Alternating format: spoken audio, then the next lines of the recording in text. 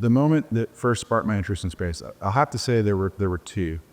The first time I saw Carl Sagan's Cosmos, that really struck me as a young person.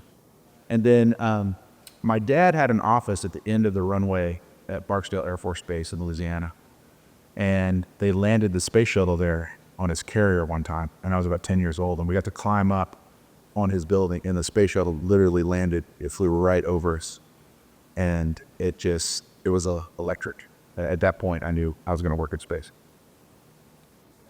So for me, I actually grew up about an hour and a half north of the Johnson Space Center. And so some of my earliest memories with my family are actually coming down at one point almost once a week to the Johnson Space Center as a child, to kind of just being enveloped with this whole area. And so it's not just something that I really feel has a lot of value as far as, piquing my interest in space, but it also recalls so many great memories, with close family members, grandparents, etc. So as far as, what really sparked my interest in space, it would really be the incredible infrastructure that they have here for the public to enjoy and kind of take in whenever you come to visit. You were soaking in it, right? Yeah.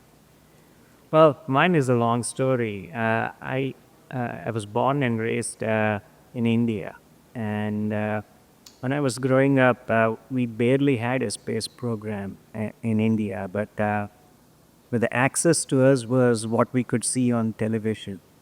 Even that was early days for television.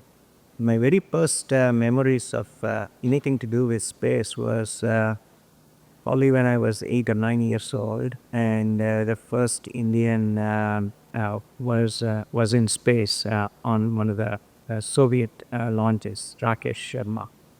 And there was a national broadcast about it, and then I started, beginning to read more about it, and